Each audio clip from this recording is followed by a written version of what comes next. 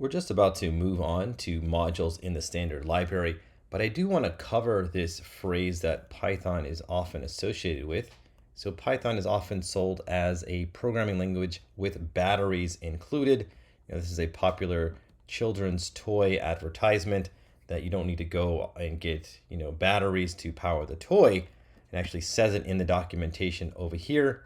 So there's just a lot of libraries, a lot of modules in the standard library that provide a lot of functionality without you having to develop it yourself. So whether it is, yes, emailing someone or some text processing, doing some, mathematical computation, random numbers, there are over 100 libraries that are available for you to, get stuff done, to complete tasks without having to build a lot of the code yourself.